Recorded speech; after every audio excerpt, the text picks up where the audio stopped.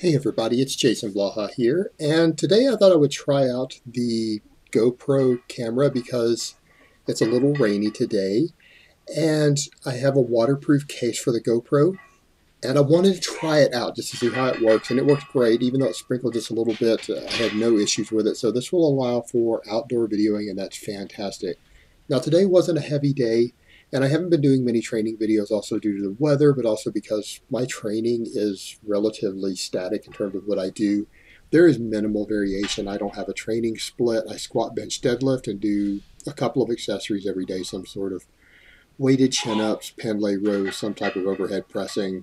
The reps vary on the accessories, but I just do singles, and I build training maxes or work off RPE, so there's nothing special about it by most people's standards. This is how I train every day up to 7 days a week.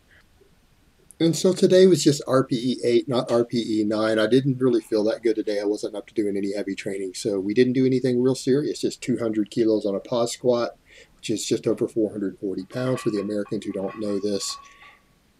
And as you can see on this one, it just went fine. I mean, it wasn't really heavy, had no trouble lifting it. It was a nice, good pause at the bottom, decent depth, and it just drove it right up. And a little slower than I might have liked at the bottom. I think it was in part due to that long pause, and because yesterday I didn't train at all either, so I got a little rusty. Actually, I didn't train the last 2 days, to be honest. Let me quit lying to you guys. In part due to the weather, all my equipment was frozen. I didn't want to come out here and deadlift and stuff, and my bars were actually covered in frost and ice, and I had to come in and dry them off this morning after all the ice thawed. And there are days when I do get lazy like that, and I'll admit it, I'm lazy with it. When the bars are completely frozen, I might squat on those days, but as far as deadlifting and rowing, it's just not going to happen when the bars are frozen. I'm not saying I haven't done it, I just prefer not to. Now, on the bench presses, I showed you guys my wrapping up. A lot of people ask, what do you wrap like? Well, this isn't competition, this is just training. So I don't really wrap that tight, so you guys get an idea there. It's just a real moderate wrap. It's not real tight, not real loose, but it's almost a loose wrap. Not a big deal on wrist wraps on that. And I never really do them that tight, even at meets. I think people make a bigger deal out of that than they need to. Now, wrist wrap tightness will affect tremendously how much weight you can lift for knee wraps on the squat, but the wrists do not actually bend and they don't store energy on the bench press, so they can't spring you out of the bottom the way knee wraps can. You're just not going to put 50 or 100 pounds on your bench press from wrist wraps the way that knee wraps will do for a squat. And this was fine. It was just a nice, easy RPE 8 training max, if we even want to call it that. And what I've been doing on deadlifts lately, because of my high deadlift frequency, I found I can't always go real heavy.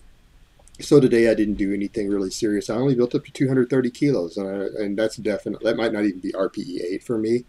But due to the frequency, at this point, I'm allowing all the back work and the squats to build my deadlift strength, and I'm just deadlifting at this point for overall development and to train technique, just to keep working the motor patterns over and over. And I'm not really using them as a primary strength builder at this point, even though the workload can get pretty high if you're deadlifting on a very, very high frequency.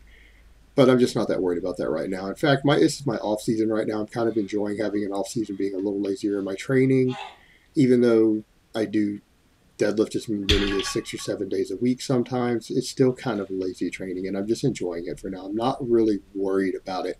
My mind isn't in the game as far as championships next year, because I know I can walk into a qualifier and win my class easily at qualifiers. So I'm not really worried about how I'm going to place in qualifiers as long as I go to the nationals and then we go all out at nationals. When I get 3 months out from the British, I'll probably go balls to the wall. But for now, it's just nice and easy. Now, these pendlay rows looked really, really sloppy. And it's kind of funny because it turned out that I had crushed some of the rubber on the left side on that last couple of deadlifts, and I didn't realize that. So it was starting an inch high on the right side versus the left, and you'll notice I'm struggling to keep it balanced, and it's making me get sloppier than I would like on these. So don't take this as proper form. I have a video showing proper form on this. It was a mess up today due to the setup.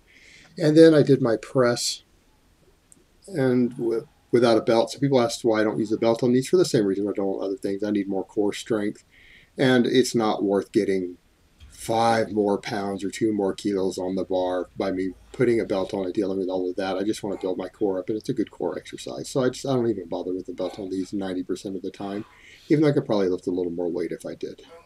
So I hope it has been informative, and I will talk to you guys next time.